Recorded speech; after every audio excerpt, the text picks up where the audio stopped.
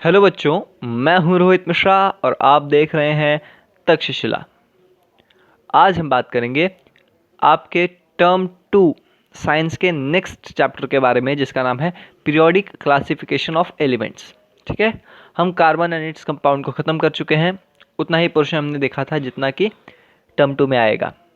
अब हम periodic table को देखेंगे या फिर पीरियोडिक क्लासिफिकेशन ऑफ एलिमेंट्स को देखेंगे, और ये पूरा का पूरा चैप्टर आपके टर्म 2 में आने वाला है। इसमें कोई भी पार्ट जो है ड्रॉप आउट नहीं है या फिर कोई भी पार्ट कम नहीं किया गया है। ठीक है, तो बहुत ही इंपॉर्टेंट चैप्टर है और बहुत ही इंटरेस्टिंग चैप्टर है। तो चलिए शुरू करते हैं। देखिए, need of classification, periodic classification नाम है इस चैप्टर का। तो पहले हम क्लासिफिकेशन जान लेते हैं, पीरियोडिक को बाद में जानेंगे। देखिए, क्लासिफाई करना मतलब आपके घर में जो आप बैठे हैं, जिस टेबल पे या जहाँ भी बैठे हैं, तो आपके पास आपके जो स्टैंडर्ड 10th की बहुत सारी बुक्स होंगी। साइंस की बुक होगी, सोशल साइंस की बुक होगी, संस्कृत की बुक होगी, इंग्लिश की बुक होगी। ठीक है, तो आपने सभी बुक को एक साथ रखा है या आपने अलग अलग करके रखा है? साइंस की बुक को, सारे साइंस की बुक को एक जगह रखा है, सारे हिस्ट्री की बुक को एक जगह रखा है और संस्कृत की बुक को एक जगह रखा है। आप क्या कर रहे हैं? आप ये क्लासिफिकेशन कर रहे हैं। मतलब आप अलग अलग बुक्स को उनके यूज़ के हिसाब से, उनके जो उसमें कंटेंट है उसके हिसाब से आप अलग अलग रख रहे हैं। जैसे हमारे घर में होता है, सारे खाने पीने का सामान किचन में होता है, हाँ, सोने का सामान बेडरूम में होता है, और खेलने का सामान आपके जहाँ आप सारे चीज़ें रखते हैं अपने खिलौने, वहाँ होता है। तो अलग अलग घर में भी अलग अलग जगह पे अलग अलग चीज़ों को रखा जाता है, मतलब क्लासिफिकेशन किया जाता है चीज़ों का। वैसे ही जो एलिमेंट्स हमारे नेचर में प्रेजेंट हैं, ठीक है, 118 एलिमेंट्स हैं हमारे नेचर में, जिसमें से कि 94 नेचुरली ऑकरिंग है और बाकी सारे मैन मेड है। तो इन्हें भी क्लासीफाई करने की ज़रूरत है। हम हर एक 118 एलिमेंट्स को एक एक करके नहीं पढ़ सकते, इसमें बहुत ज़्यादा टाइम लगेगा और बहुत ज़्यादा जो है कन्फ्यूजन हो जाएगा। एक एलिमेंट का याद रखेंगे तो दूसरा भूल जाएंगे, ऐसा हो जाएगा ना। तो हम क्या करते हैं, जो सिमिलर एलिमेंट्स हैं या फिर ऐसे एलिमेंट्स जिनकी प्रॉपर्टीज सिमिलर हैं, उन्हें एक साथ पढ़ते हैं, और इससे हमको ईजी होता है और टाइम भी कम लगता है। तो इसीलिए क्लासीफाई किया जाता है नेचुरल एलिमेंट्स को, या फिर एलिमेंट्स को इसीलिए क्लासीफाई किया जाता है। तो अलग अलग साइंटिस्ट ने अलग अलग टाइम पे इन्हें क्लासीफाई करने का ट्राई किया है। तो इनमें से जो पहले साइंटिस्ट थे जिन्होंने क्लासीफाई करने का ट्राई किया, वो थे डॉबेरेनर। तो डॉबेरेनर ने डॉबेरेनर्स ट्राइड बनाया। ट्राइड मतलब, ट्राई मतलब 3, तो 3 एलिमेंट्स का ग्रुप बनाया। इसमें क्या है, ये जो 3 एलिमेंट्स हैं, समझिए ए, बी एंड सी, ये तीनों का जो प्रॉपर्टीज होता है वो सेम होता है। ओके, और जो फर्स्ट एलिमेंट का मास है, एटॉमिक मास है, जैसे कि ए का जो एटॉमिक मास है और सी का जो एटॉमिक मास है, इन दोनों के एटॉमिक मास का हम अगर एवरेज निकालें तो वो हमें बीच वाले एलिमेंट के एटॉमिक मास के आसपास मिलता है। जैसे कि समझिए इसका एटॉमिक मास है ए का 2 और सी का भी है 2, तो हमें या चलिए 4 पकड़ लीजिए। ठीक है, पहले का ए का मास है 2 और सी का मास है 4, तो हमें बी का मास, अगर एटॉमिक मास फाइंड करना है तो हम क्या करेंगे, 2 + 4 डिवाइडेड बाय 2, तो हमें क्या आंसर मिल जाएगा, 2 + 4 6, 6 डिवाइडेड बाय 2 3, तो हमें जो बीच वाले एलिमेंट का मास मिला है वो 3 के आसपास होगा। ठीक है, तो ये थे डॉबेरेनर ट्राइड के प्रॉपर्टीज़। क्या कहा गया था, इन्होंने जो है 3 एलिमेंट्स के ग्रुप बनाए थे, जैसे कि यहाँ नाइट्रोजन हो गया, फॉस्फोरस हो गया, आर्सेनिक हो गया।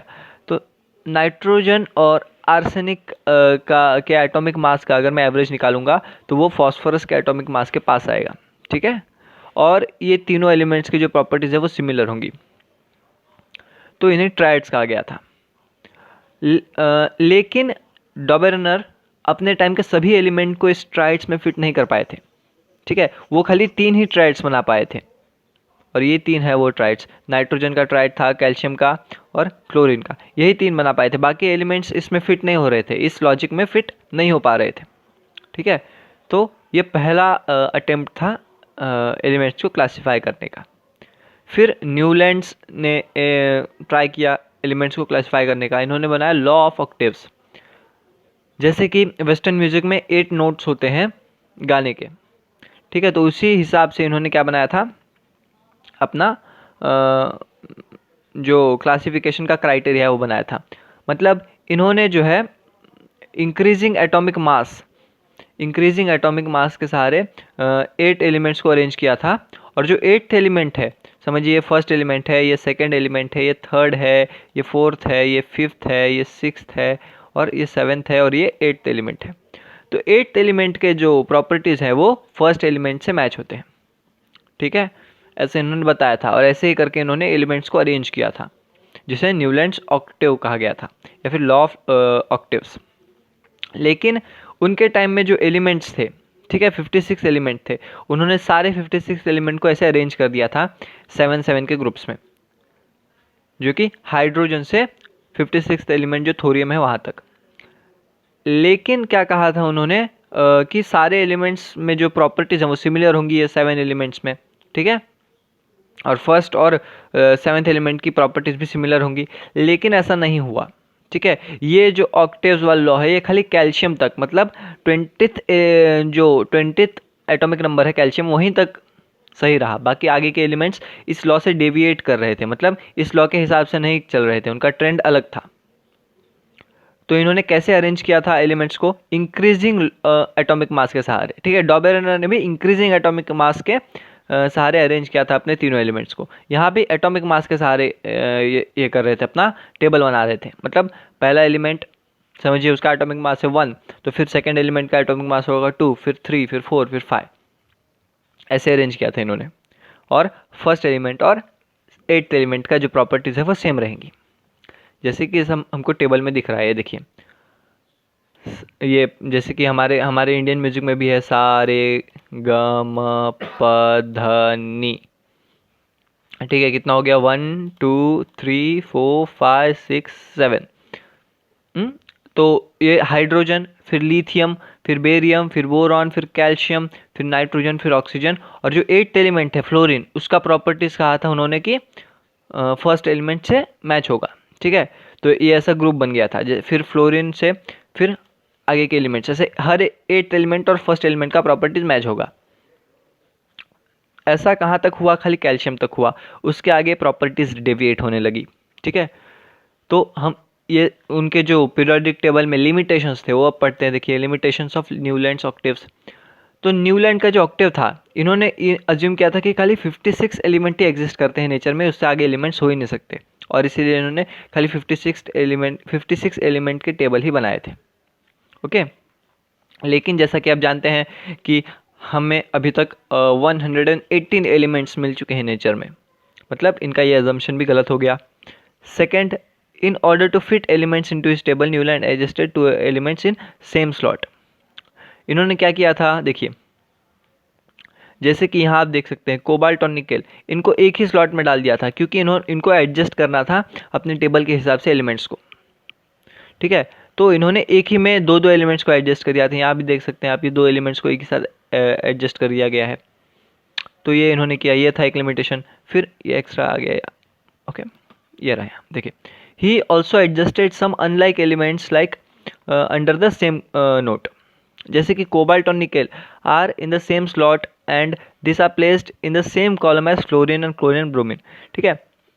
ये देखिए, कोबाल्ट और निकेल, इनको पहले तो सेम स्लॉट में डाल दिया, 2 एलिमेंट्स को एक ही स्लॉट में डाल दिया, ऊपर से इनको अपने से अलग एलिमेंट्स के साथ डाल दिया, जैसे कि हाइड्रोजन, फ्लोरीन, क्लोरीन, ब्रोमीन, इनके साथ इन्होंने कोबाल्ट निकेल को डाल दिया, जो कि कोबाल्ट और निकेल मेटल से ज़्यादा मेटल्स है और वो मेटल वाली प्रॉपर्टीज़ दिखाते हैं। लेकिन फ्लोरीन, क्लोरीन और ब्रोमीन ये हेलोजेंस हैं और ये हेलोजेंस की प्रॉपर्टी दिखाते हैं।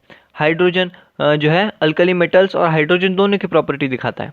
तो मतलब अलग अलग टाइप के प्रॉपर्टी वाले एलिमेंट्स को एक ही साथ डाल दिया था। जबकि कोबाल्ट और निकेल की प्रॉपर्टीज़ आयरन से ज़्यादा मैच करती है, तो उसे यहाँ होना चाहिए था इस ग्रुप में, ठीक है। तो ये कुछ लिमिटेशंस थे उनके पीरियोडिक, उनके जो ऑक्टेव्स लॉ है उसका। फिर आगे मेंडेलिव्स आए, इन्होंने भी ट्राई किया पीरियोडिक टेबल बनाने का। तो देखिए Mendeleev's periodic table. According to Mendeleev the physical and chemical properties of these elements are the periodic function of their atomic masses। क्या कहा कि जो फिजिकल और केमिकल प्रॉपर्टीज हैं एक एलिमेंट्स की, वो उनके एटॉमिक मासेस से रिलेटेड है। मतलब जैसे जैसे उनका एटॉमिक मास बढ़ेगा वैसे वैसे उनकी जो प्रॉपर्टीज हैं फिजिकल और केमिकल, उसमें भी चेंजेस आएंगे। ठीक है। फिर पीरियोडिसिटी देखिए, periodicity of properties. Periodic table में कुछ प्रॉपर्टीज जो है वो बार बार रिपीट होती है पीरियोडिकली। जैसे कि हमारा समझ लीजिए ये मॉडर्न पीरियोडिक टेबल है। तो पीरियोडिसिटी मतलब जैसे कि यहाँ एक एलिमेंट है, ठीक है, जैसे जैसे हम आगे बढ़ेंगे वैसे वैसे जो है एटॉमिक साइज कम होते जाएगा, लेकिन फिर यहाँ के एलिमेंट्स के बाद यहाँ जो नया एलिमेंट आएगा उसका एटॉमिक साइज बड़ा रहेगा इस एलिमेंट से। ठीक है। फिर एटॉमिक साइज कम होगा, फिर यहाँ जो एलिमेंट रहेगा उसका एटॉमिक साइज बड़ा होगा इस एलिमेंट से। तो ऐसे पीरियोडिकली कुछ जो प्रॉपर्टीज़ हैं वो आते रहते हैं या फिर रिपीटेशन होते रहता है उनका, और इसे ही पीरियोडिसिटी कहते हैं। ओके। तो मेंडेलीव ने क्या कहा था, physical and chemical properties of element are periodic function of their atomic masses. उनके एटॉमिक मास से रिलेटेड है उनके जो केमिकल और फिजिकल प्रॉपर्टीज हैं।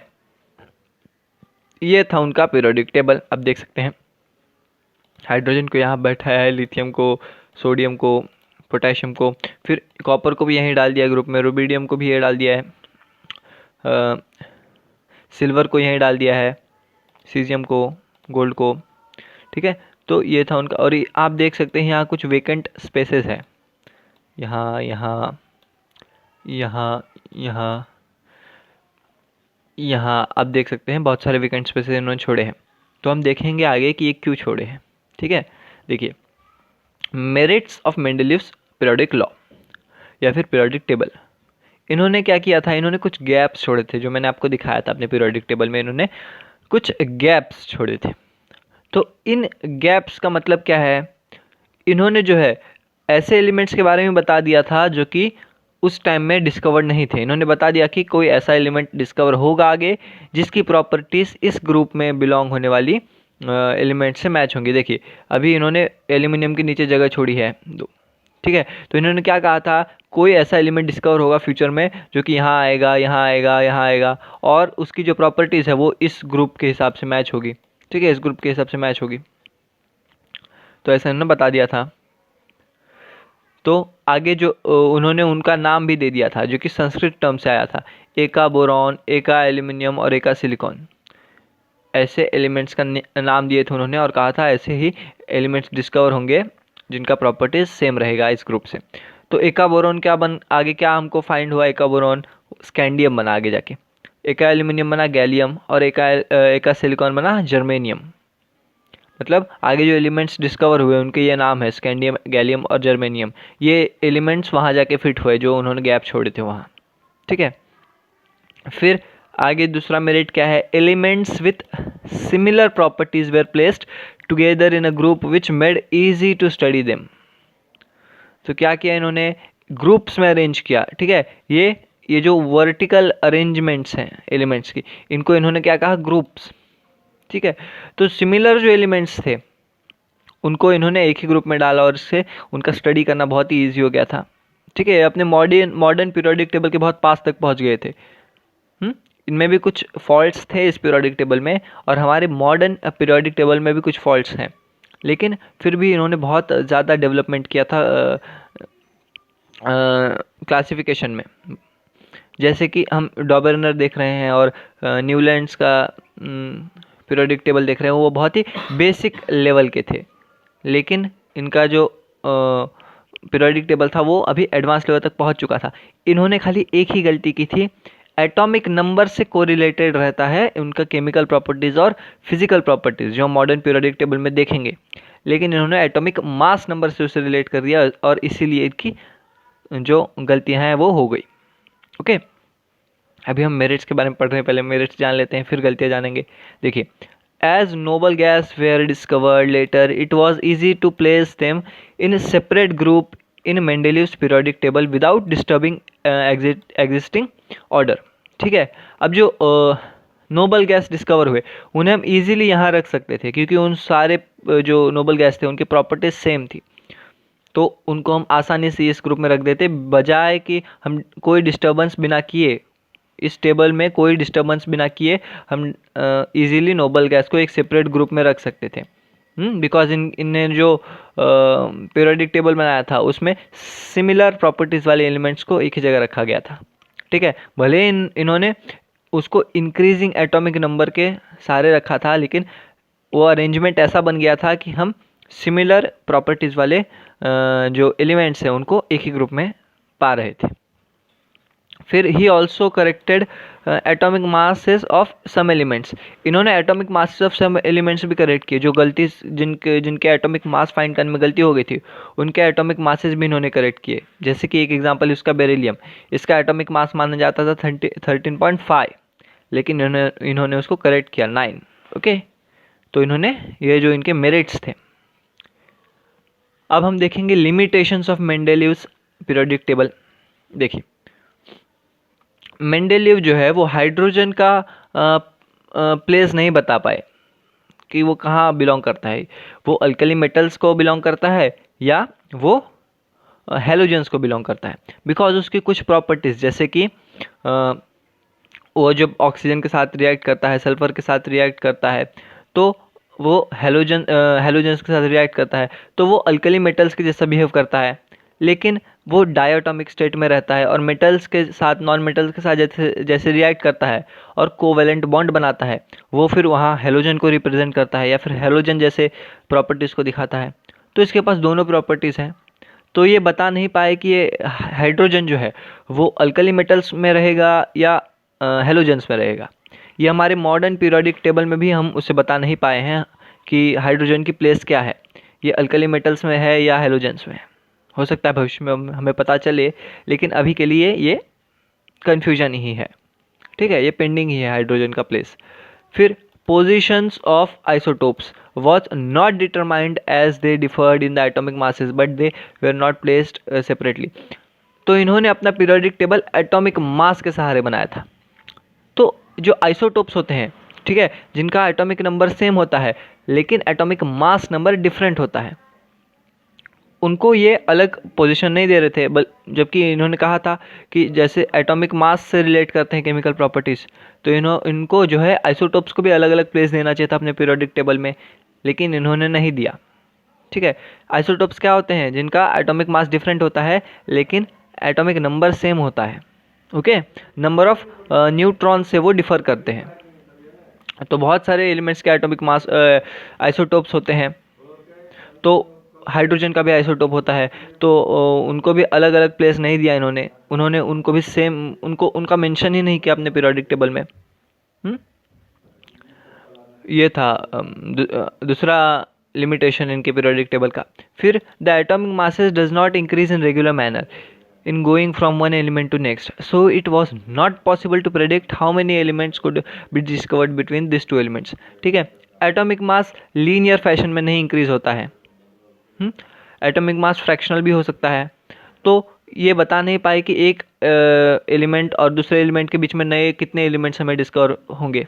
ठीक है, जबकि मॉडर्न पीरियोडिक टेबल में हम एटॉमिक नंबर से कंपेयर कर रहे हैं और इसीलिए हम एटॉमिक मास की उतनी चिंता नहीं कर रहे हैं, क्योंकि जो एक ही एलिमेंट है उसके अलग अलग आइसोटोप्स हो सकते हैं और उसके अलग अलग एटॉमिक मासेस भी हो सकते हैं, लेकिन उसका एटॉमिक नंबर सेम रहेगा।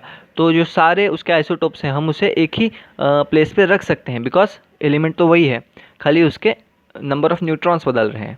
तो ये एक प्रॉब्लम मॉडर्न पीरियोडिक टेबल में सॉल्व है कि atomic masses does not increase in regular fashion.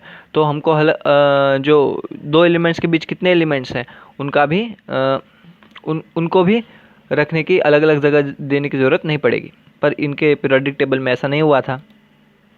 Next है periodicity of elements could not be explained. ये जो रिकरेंस ऑफ प्रॉपर्टीज़ हो रही है जिसे हम पीरियोडिसिटी कहते हैं, मैंने आपको पिछले स्लाइड में बताया था, तो इस पीरियोडिसिटी का ये रीज़न भी नहीं बता पाए कि ऐसा क्यों हो रहा है। फिर आगे देखिए क्या लिखा है, cobalt with higher atomic mass was placed before nickel with lower atomic mass than cobalt. यहाँ भी इन्होंने एडजस्ट किया था एलिमेंट्स को, क्योंकि इन्होंने जो है एटॉमिक मास से कंपेयर किया था, तो जो कोबाल्ट का एटॉमिक मास है वो ज़्यादा है निकेल से, लेकिन कोबाल्ट को पीछे रखा था निकेल के। तो ये कुछ डीमेरिट्स थे या फिर लिमिटेशंस थे इनके पीरियोडिक टेबल के। अब हम देखेंगे मॉडर्न पीरियोडिक टेबल, जिसको हेनरी मॉसले ने डिज़ाइन किया था। इन्होंने क्या कहा था कि जो प्रॉपर्टीज़ ऑफ एलिमेंट्स है वो पीरियोडिक फंक्शन है उनके एटॉमिक नंबर के।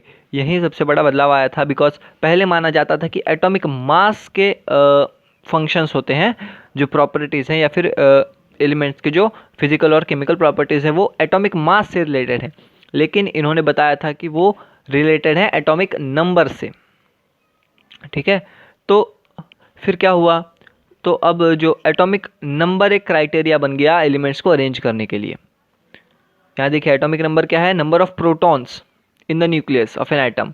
ठीक है, नंबर ऑफ प्रोटॉन्स को भी हम एटॉमिक नंबर ले सकते हैं और नंबर ऑफ इलेक्ट्रॉन को भी ले सकते हैं, लेकिन इलेक्ट्रॉन को क्यों नहीं लिया जाता है, बिकॉज कोई एटम कभी अपने इलेक्ट्रॉन लूज करके कैटायन बन जाता है, कभी इलेक्ट्रॉन गेन करके एनायन बन जाता है, तो उसमें कन्फ्यूजन हो जाता है। इसके लिए प्रोटॉन को क्राइटेरिया लिया जाता है एटॉमिक नंबर डिसाइड करने का।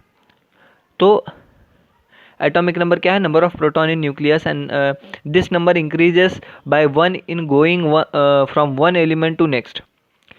एक एलिमेंट से नेक्स्ट एलिमेंट पे जाने पे वो जो एटॉमिक नंबर है वो ग्रेजुअली इंक्रीज होता है, क्योंकि नंबर ऑफ प्रोटॉन भी इंक्रीज हो जाता है। Elements when arranged in order of increasing atomic number lead us to classification known as modern periodic table. Modern periodic table क्या है, ऐसा अरेंजमेंट जिसमें हम एलिमेंट्स को इंक्रीजिंग एटॉमिक नंबर के हिसाब से उसको अरेंज करें। ठीक है, और इस क्लासिफिकेशन को कहा जाता है मॉडर्न पीरियोडिक टेबल। अब हम फीचर्स देखते हैं मॉडर्न पीरियोडिक टेबल के। देखिए मॉडर्न पीरियोडिक टेबल में जो वर्टिकल लाइंस हैं, वर्टिकली जो अरेंज्ड ग्रुप्स हैं, वर्टिकली जो अरेंज्ड एलिमेंट्स हैं, उन्हें हम क्या कहते हैं, उन्हें हम कहते हैं ग्रुप्स। तो कितने ग्रुप्स हैं हमारे पास, ये देखिए जो वर्टिकली ऐसे ऐसे अरेंज्ड है ये ग्रुप्स हैं। तो हमारे पास 18 वर्टिकल कॉलम्स है जिन्हें हम ग्रुप्स कहेंगे, और 7 हॉरिजॉन्टल रोज है जिसे हम पीरियड्स कहेंगे। ओके, तो 18 वर्टिकल कॉलम्स है जिन्हें हम ग्रुप्स कहेंगे और 7 हॉरिजॉन्टल रोज है जिन्हें हम पीरियड्स कहेंगे। तो पहले हम पीरियड्स के बारे में बात करते हैं। देखिए horizontal arrangement of elements with increasing atomic number are called periods. ठीक है, हम ऐसे ही अरेंज करते हैं। देखिए जैसे कि एक एलिमेंट है, अगर समझिए एक्स एलिमेंट है, अब नेक्स्ट एलिमेंट लेंगे जिसका एटॉमिक नंबर दूसरा है, अगर उसको आगे अरेंज करेंगे, फिर अगर उसकी जो प्रॉपर्टीज़ मैच नहीं हो रही है तो आगे अरेंज करते जाएंगे, आगे अरेंज करते जाएंगे, आगे अरेंज करते जाएंगे। अगर कोई ऐसा एलिमेंट आए जिसकी प्रॉपर्टी मैच हो रही है फर्स्ट से तो उसे नीचे रखेंगे, फिर सेकंड एलिमेंट को आगे रखेंगे अगर प्रॉपर्टीज मैच नहीं हो रही, थर्ड एलिमेंट को, फोर्थ एलिमेंट को, फिफ्थ एलिमेंट को, फिर अगर ऐसा एलिमेंट आए कि उसकी प्रॉपर्टीज मैच हो रही है फर्स्ट से तो हम उसे यहाँ रख देंगे। ठीक है, तो ये जो हॉरिजॉन्टल अरेंजमेंट बनेगा उसे हम पीरियड कहेंगे, और जो ये वर्टिकल अरेंजमेंट बनेगा उसे हम ग्रुप्स कहेंगे। ठीक है, ये ग्रुप्स हो गए, ये पीरियड्स हो गए। ओके, मॉसले ने भी मेंडेलीव ने भी ऐसा ही किया था। उन्होंने अपने वॉल पे जो है कार्ड्स लगाए थे, हर एक एलिमेंट के प्रॉपर्टीज़ को लिख के और एटॉमिक नंबर को लिख के अलग अलग कार्ड्स बनाए थे और उसको वॉल पे लगाया था। और फिर जैसे कि ये कार्ड हुआ, इसका एटॉमिक नंबर है 1, तो नेक्स्ट कार्ड लेंगे उसका एटॉमिक नंबर होगा 2। अगर वो प्रॉपर्टी मैच नहीं हो रही है तो उसे हम आगे ही लगाते जाएंगे रोज में। फिर 3 एटॉमिक नंबर वाला, 4 एटॉमिक नंबर वाला, समझिए 5 एटॉमिक नंबर वाला जो है एलिमेंट उसका प्रॉपर्टीज फर्स्ट से मैच हो रही है तो उसे यहाँ रख देंगे। फिर 6th, फिर 7th, अभी समझिए ऐसा एलिमेंट आ गया जिसकी प्रॉपर्टी मैच हो रही है वापस से फर्स्ट से, तो फिर 8th को यहाँ रखेंगे। ठीक है, तो ऐसे अरेंज किया गया था उसे। ठीक है, तो पीरियड्स मतलब क्या, horizontal arrangement of atoms with increasing atomic numbers. Atoms of different elements with the same number of occupied shell are placed in the same period। अब यहाँ थोड़ा डिटेल में जाना पड़ेगा। देखिए हमें पता है कि ये न्यूक्लियस है, ठीक है। न्यूक्लियस के बाहर इलेक्ट्रॉन्स रहते हैं अपने अपने शेल्स में, के शेल हुआ, एल हुआ, एम हुआ। तो ये जो हमारे एक पीरियड के अंदर जितने भी एलिमेंट्स हैं उनमें जो इलेक्ट्रॉन्स हैं वो सेम शेल में होते हैं, ठीक है। के शेल के अंदर भी सब शेल्स होते हैं, ठीक है, जिन्हें ऑर्बिटल्स कहा जाता है। sp-d-f ये ऑर्बिटल्स होते हैं और हर एक शेल के अंदर sp-d-f ऑर्बिटल्स होते हैं। तो जो ऑर्बिट्स है या फिर जो शेल्स है, एक पीरियड के अंदर जितने भी एलिमेंट्स हैं वो सब उनके सबके इलेक्ट्रॉन्स, लास्ट जो वैलेंस इलेक्ट्रॉन है वो सेम शेल को बिलोंग करता है या फिर सेम शेल को ऑक्यूपाई करता है, ठीक है। पीरियोडिक टेबल में आपको दिखाऊंगा तो बताऊंगा। तो अभी क्या याद रखेंगे आप, all the elements in a period have their valence electron in the same shell, okay. तो फिर the first period is the shortest period, इसमें खाली 2 ही एलिमेंट है जो कि है हाइड्रोजन और हीलियम। फिर सेकेंड और थर्ड पीरियड्स जो हैं उनमें 8 एलिमेंट्स हैं और ये शॉर्ट पीरियड है एक। फिर फोर्थ और फिफ्थ जो पीरियड है वो लॉन्ग पीरियड है, उसमें 18 एलिमेंट्स हैं। और जो लॉन्गेस्ट पीरियड है वो है सिक्स्थ पीरियड जिसमें कि 32 एलिमेंट्स हैं, ठीक है। सेवन्थ पीरियड अभी इनकम्प्लीट है आपके बुक के हिसाब से, लेकिन वो अब कंप्लीट हो चुका है बिकॉज हमें आगे के एलिमेंट्स में मिल चुके हैं, ठीक है। जब आपकी एनसीईआरटी लिखी गई थी उसके हिसाब से वो इनकम्प्लीट है। ये देखिए अभी मैं आपको इस डायग्राम की मदद से समझाता हूँ। ये जो हॉरिजॉन्टली अरेंज्ड एलिमेंट्स हैं उन्हें हम ग्रुप्स कहेंगे, और ये जो वर्टिकली जो अरेंज्ड एलिमेंट्स हैं उन्हें हम ग्रुप कहेंगे, और ये हॉरिजॉन्टली अरेंज्ड एलिमेंट्स को हम पीरियड कहेंगे, ओके। तो हम क्या कर रहे हैं, पहला देखिए एटॉमिक नंबर 1 है तो इसे यहाँ रखा, फिर एटॉमिक नंबर 2 को यहाँ रखा, फिर एटॉमिक नंबर 3 के एलिमेंट को देखा, उसके प्रॉपर्टीज़ को देखा, अगर वो फर्स्ट से मैच हो रहे हैं तो उसे यहाँ रख दिया हमने, ठीक है, लिथियम को यहाँ रख दिया। फिर एटॉमिक नंबर 4 वाले को देखा, अगर प्रॉपर्टीज मैच नहीं हो रही है, यहाँ नहीं रखेंगे हम उसे, तो हम यहाँ रखेंगे, ठीक है। तो ऐसे ऐसे करके हमने अरेंज किया आगे। तो अभी देखिए ये जो फर्स्ट पीरियड है इसमें जो दोनों एलिमेंट्स हैं उनके जो लास्ट इलेक्ट्रॉन है वो के शेल में है, ठीक है। फिर जो सेकेंड पीरियड है उसमें सारे जो एलिमेंट्स हैं उनके लास्ट इलेक्ट्रॉन जो है एल शेल में है, फिर आगे वाले के एम शेल में है। तो ऐसे ही अरेंज किया गया है कि वो शेल वाइज अरेंज्ड हैं एलिमेंट्स, ठीक है। एक पीरियड के अंदर जितने भी एलिमेंट्स हैं उनके लास्ट इलेक्ट्रॉन सेम शेल में है। ये था, आपने अभी ऑर्बिटल्स नहीं पढ़ा है तो आपको वो उतना हाई लेवल पे नहीं जाना है, एसपीडीएफ ऑर्बिटल्स को आपको नहीं पढ़ना है, लेकिन आपको मैं यहाँ कुछ बातें बता देता हूँ। देखिए ये जो ग्रुप्स, ये जो 2 ग्रुप हैं इनको हम कहते हैं अल्कली मेटल्स। क्या कहते हैं? अल्कली मेटल्स और अल्कलाइन अर्थ मेटल्स, ठीक है, अर्थ मेटल्स एम मतलब मेटल्स। अल्कली मेटल्स ये वाला, ये जो पहला ग्रुप है उसे अल्कली मेटल्स कहेंगे और इसे कहेंगे अल्कलाइन अर्थ मेटल्स। ये दोनों ग्रुप एस ब्लॉक को रिप्रेजेंट करते हैं। क्या करते हैं? एस ब्लॉक को रिप्रेजेंट करते हैं। ये जो यहाँ से लेके यहाँ तक है ये जो है ये पी ब्लॉक को रिप्रेजेंट करता है, ठीक है। बोरॉन से लेके हेलियम तक जितने भी एलिमेंट्स हैं यहाँ वो पी ब्लॉक के एलिमेंट रिप्रेजेंट करते हैं। ये जो बीच वाला है ये डी ब्लॉक को रिप्रेजेंट करता है। क्या करता है? डी ब्लॉक को रिप्रेजेंट करता है। फिर ये जो एलिमेंट्स हैं यहाँ नीचे ये एफ ब्लॉक को रिप्रेजेंट करते हैं, ओके। तो आपको याद रखना है S block, D block, P block और एफ ब्लॉक, बस। फिर देखिए ग्रुप्स में क्या कहा गया है, vertical arrangement of elements with same valency and having similar properties. अब जो ये वर्टिकली अरेंज्ड एलिमेंट्स हैं, ठीक है, जैसे कि हाइड्रोजन, लिथियम, सोडियम, ऐसे जो वर्टिकली अरेंज्ड एलिमेंट्स हैं इनके प्रॉपर्टीज सेम रहते हैं, ठीक है। जैसे कि ये देखिए ये एक ग्रुप है, ठीक है, तो इनके जो एलिमेंट्स हैं उनकी प्रॉपर्टीज सेम रहेंगी सबकी, और सबकी जो वैलेंसी रहेगी वो भी सेम रहेगी, मतलब वैलेंस नंबर ऑफ इलेक्ट्रॉन्स भी सेम रहेंगे। अगर मैं यहाँ बोरॉन का जो है ये बनाता हूँ, कॉन्फ़िगरेशन लिखता हूँ, बोरॉन का एटॉमिक नंबर 5 है, ठीक है, तो कैसे लिखूँगा मैं? 5 = 2 और 3, तो इन सब की वैलेंसी जो है वो 3 ही रहेगी, ठीक है। लास्ट ऑर्बिटल में नंबर ऑफ इलेक्ट्रॉन सेम रहेंगे एक ग्रुप के सभी एलिमेंट्स के, ओके। तो हमारे पास 18 ग्रुप्स हैं मॉडर्न पीरियोडिक टेबल में। As we go down the group atomic size increase होता है। जैसे हम नीचे जाएंगे वैसे एटॉमिक साइज इंक्रीज होगा। क्यों ऐसा होगा? देखिए, अब जैसे ही हम एक पीरियड नीचे जाते हैं, ठीक है, एक ग्रुप में नीचे जाते हैं मतलब एक पीरियड नेक्स्ट पीरियड में जाते हैं, वैसे नया शेल ऐड होता है। ठीक है, पहला जो पीरियड है वो के शेल का है, सेकंड पीरियड जो है वो एल शेल का है। तो के से एल शेल में गए मतलब जो उसका रेडियस है, एटॉमिक रेडियस है, वो बढ़ गया। फिर क्या हुआ? न्यूक्लियर चार्ज भी बढ़ा, लेकिन जो एटॉमिक रेडियस है मतलब एक नया शेल ऐड हो गया। इसके वजह से क्या हुआ? उसका जो साइज़ है एटम का वो थोड़ा बढ़ गया। ऐसे हम नीचे जाते जाएंगे तो नए नए शेल्स ऐड होते जाएंगे और उसका एटॉमिक साइज इंक्रीज होते जाएगा। लेकिन जैसे ही हम पीरियड में लेफ्ट से राइट जाएंगे वैसे एटॉमिक साइज डिक्रीज होगा। क्यों? बिकॉज इसमें जो नए इलेक्ट्रॉन्स ऐड होंगे वो सेम शेल के अंदर ऐड होंगे। मतलब ये के शेल है तो इसमें जो नए इलेक्ट्रॉन्स है इस पीरियड में वो सारे के शेल में ही ऐड होंगे और इसकी वजह से न्यूक्लियर चार्ज इंक्रीज होगा।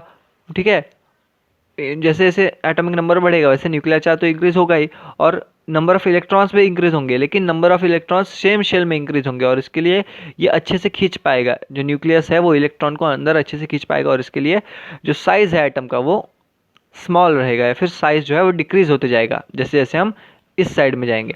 लेकिन जैसे जैसे हम नीचे जाएंगे वैसे न्यूक्लियर चार्ज तो इंक्रीज होगा ही जैसे एटॉमिक नंबर बढ़ेगा, लेकिन जो है नया शेल्स भी ऐड होते जाएंगे, मतलब एटम का साइज भी बढ़ते जाएगा और एटम का साइज बढ़ेगा तो न्यूक्लियस उतनी अच्छी तरह से खींच नहीं पाएगा इलेक्ट्रॉन को अपनी तरफ और इसके लिए एटॉमिक रेडियस और एटॉमिक साइज दोनों बढ़ते जाएगा नीचे जाएंगे तो।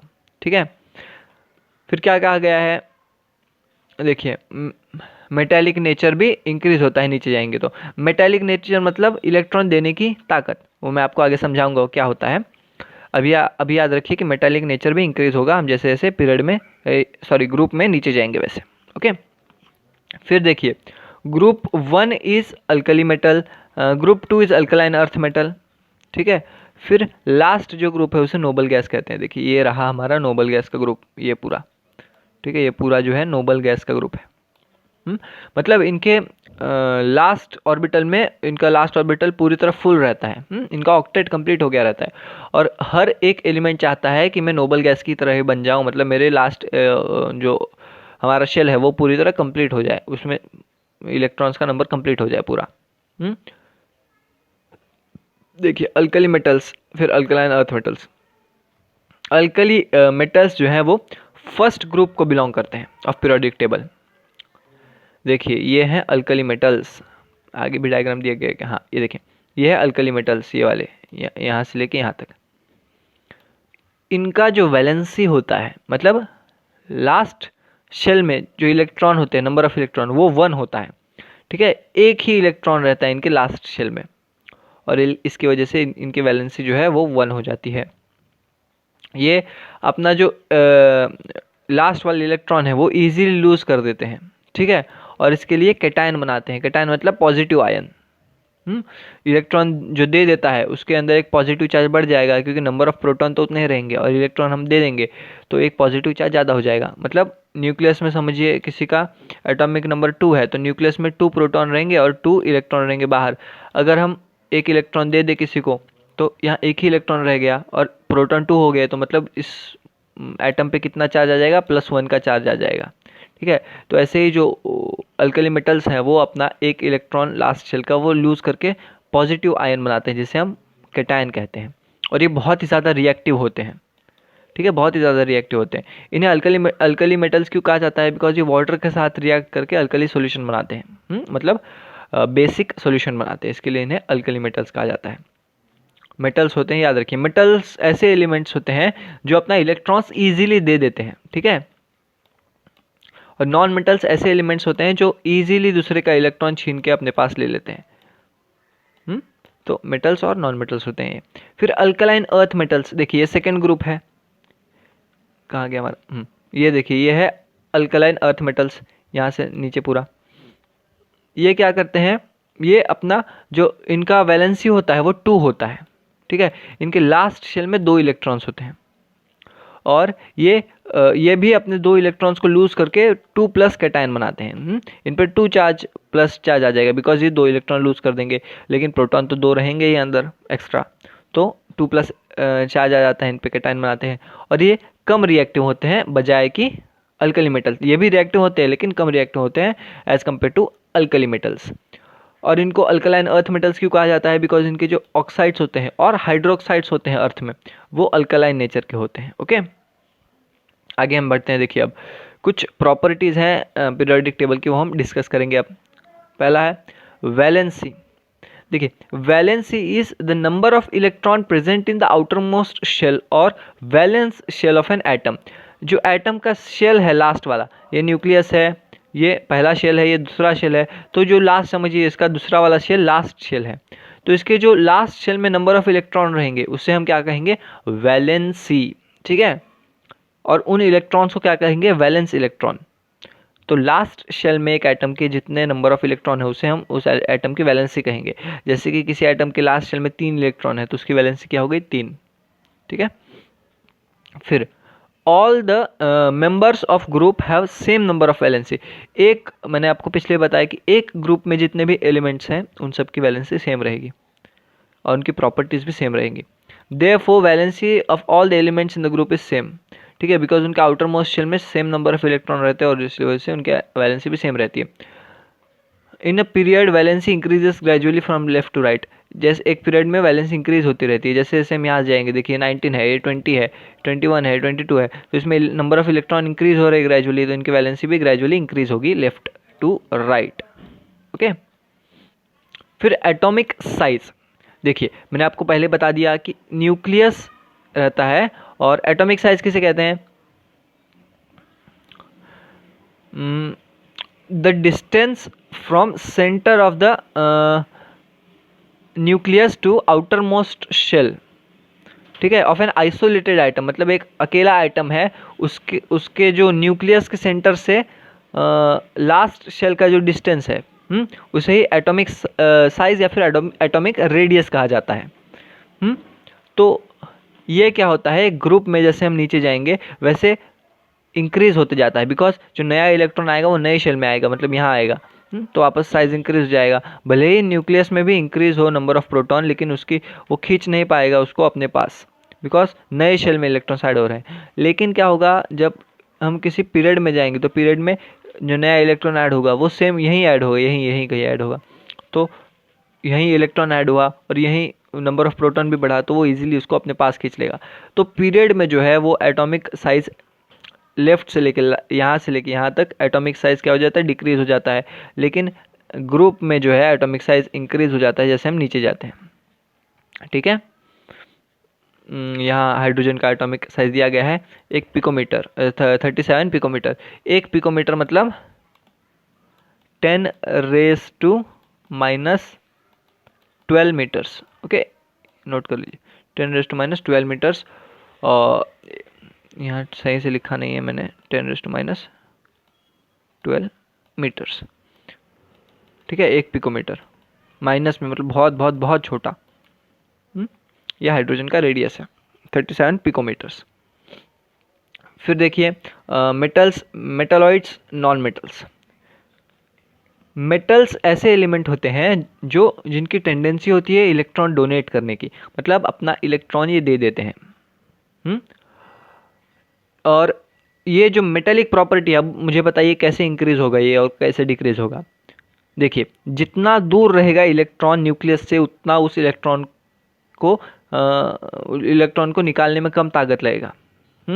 तो जैसे जैसे हम देख सकते हैं कि एटॉमिक साइज इंक्रीज होता है वैसे वैसे इलेक्ट्रॉन का डिस्टेंस इंक्रीज होता है न्यूक्लियस से। तो एटॉमिक साइज कब इंक्रीज होता है? जब हम ग्रुप में नीचे जाएंगे। तो जब हम ग्रुप में नीचे जाते हैं तो एटॉमिक साइज इंक्रीज होता है और इलेक्ट्रॉन का डिस्टेंस बढ़ जाता है न्यूक्लियस से।